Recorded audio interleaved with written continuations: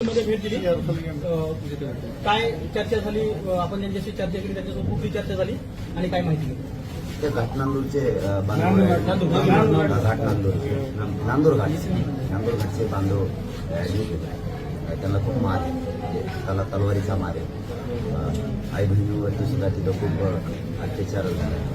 कारण मराठीचे मतं लागते, मराठीचे नेते प्रचाराला लागते, मराठीच्या मतावर मोठंही व्हावं वाटतं. पण गोरगरिबावर अन्याय हे प्रत्येक वर्षी असंच आहे.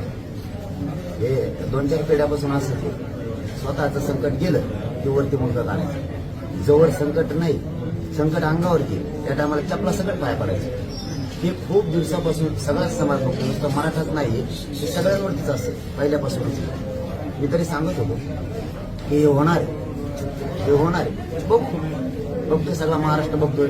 आष्टी पाटोद्यात काय झालंय, बीडमध्ये काय झालंय, माजलगावला काय झालंय, परळीमध्ये काय होतंय, केजमध्ये आंबेडकरांमध्ये काय होतंय, उभा महाराष्ट्र बघतोय.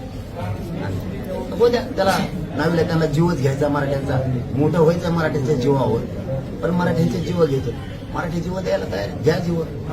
शेवटी आता 2 बहीण भावाचा विषय, शेवटी मराठी मताला घ्यायचे, मोठं व्हायचं. पक्षात कोण राहायचं, अजितदादांच्या राहायचं, शरद पवारांच्या राहायचं, परत शिवसेनेत पण राहायचं, भाजपमध्ये पण राहायचं. मराठीची मदत घ्यायची, मराठीची जात संपवायची. जो खरा अपमान आणि खरी हार हे त्यांच्या व्यासपीठावर बसणाऱ्या मराठीची जनतेची. कारण जातच संपायला लागली.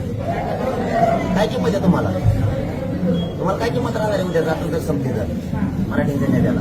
तुम्हाला काय किंमत राहणार, हळून द्यायला लागेल. बघू महाराष्ट्र बघतोय उभा, हो द्या आता 100 चुका. शेवटी नावीला अशांतता करायची त्याला काय नावीला मला सुद्धा धमक्या बघून घेऊ, कचाट्या ती मारून टाकू. हो काय होईल तुमच्याकडे असतं करून तर बघा, समोरून या. आता नावीलाच आहे तुम्हाला. जर आता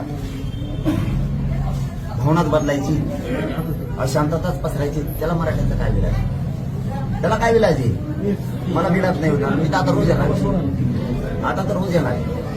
त्यांचं एक ध्यानात नाही, ते दोघं करायला लावते बहीण भाऊ त्यांच्या कार्यकर्त्याला पोस्ट टाकायला लावते, मारून टाकू याला खलास करणार आम्ही. मला त्यांनी स्टेटमेंट दिले की ते त्याला बी फिरायचं, म्हणजे मला त्यालाही फिरायचं. मी कधी म्हणलो पंकजा ताई फिरू देऊ नका, कधी म्हणलं उलट मी आपणच जानवले सक्सेस झाले. मी सांगितलं त्यावेळी हे बरोबर नाही, प्रत्येकाला अधिकार आहे, असं फिरू न देणं हे अधिकार आहे प्रत्येकाला. पण तुम्ही ज्या ज्यावेळेस विरोध केला, उपोषणाला नाव ठेवलं त्यावेळेस विरोध केला. आधी तुम्हाला एकदा म्हणलं नाही पंकजा ताईला पाडा किंवा महाविकास आघाडी पाडा, एकदा बी. पण हे आम्हाला माहिती हे वेळ निघून गेली, हे असं होणार. तुम्ही जो कोण म्हणतो ना त्यासाठी ते मारू दे, मारून टाकणार आहे मला. अरे मी बलिदान द्यायला तयार आहे मराठ्यांसाठी, पण मला हटायला तयार नाही. मला बिलात देऊ देणार तुम्ही. तुमच्या बी नेत्याला महाराष्ट्रात फिरायचंय, तुमच्याकडे बी लोक आहेत ना. तुमची गुंडगिरी किती दिवस आम्ही सहन करणार आहे? तुम्ही गुंडगिरी करताय किती दिवस? आमच्याकडे खुंकार लोक आहेत हो महाराष्ट्रभर. एवढा कच्चा लेचा पेचा नाही आहे मराठाने. तुमच्या बी नेत्याला महाराष्ट्रात फिरायचंय, तुमच्या नेत्याला मुंबईत फिरायचंय, तुमच्या नेत्याला पुण्यात संभाजीनगरला फिरायचंय. मला बिलात नाही देणार ना. हे धमक्या टाकायला लावा लागले त्याच बहीण भाऊ संकट गेल्यावर. हे खेळायला लागलेत काय असले राजकारण तुम्ही लागले खूप करा खेळायला मराठीचा असा. याच्यासाठी मराठ्यांच्या नेत्यांनी बीडच्या मदत केली काय? व्यासपीठावर बसायला जागा नव्हती. हे अपमान आहे मराठ्यांच्या नेत्याचा, हार आहे मराठ्यांच्या नेत्याची. मी नाही हटत, मारायला भेट नाही. मी मारायला तयार आहे, बलिदान द्यायला तयार आहे. मराठा माझं रक्षण करायला मराठा समाज खंबीर आहे राज्यातला. माझं रक्षण करतोय मराठा समाज, गरज नाही मला कोणा संरक्षणाची. खंबीर आहे माझं. बघू किती दिवसांमध्ये आता लेकराची तरफड व्हायला लागली वर. कसं काय एसपी साहेब त्यांची 307 नोंद घेत नाहीत?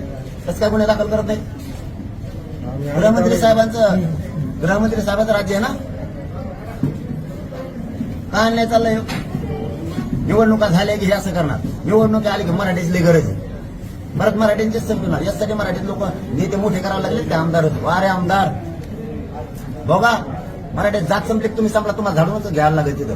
वाशाने इथून मागे बी तुमच्या कानफडाला रिव्हॉल्वर लावलेले आहेत. वाचावत जरा असला शान इथं. मला शांतता नाही करायची. बघणार आहेत आम्ही किती दिवस सहन होतो. हे किती दिवस दोघं बहीण भाऊ कार्यकर्त्याच्या हाताने मराठीवर हल्ले घडून आणते. जवळ सहन नाड्याला येते त्यावर कटतील मराठीचं. हा उभा महाराष्ट्र बघतो. सगळ्या महाराष्ट्रात नजरा बीडकडे आहेत. काय काय व्हायला लागले, प्रचंड खतखत निर्माण झाली मराठ्यात. बघा काय करायचं, दोघं बहीण भाऊ ठरवतील, आमचा नाविलाज.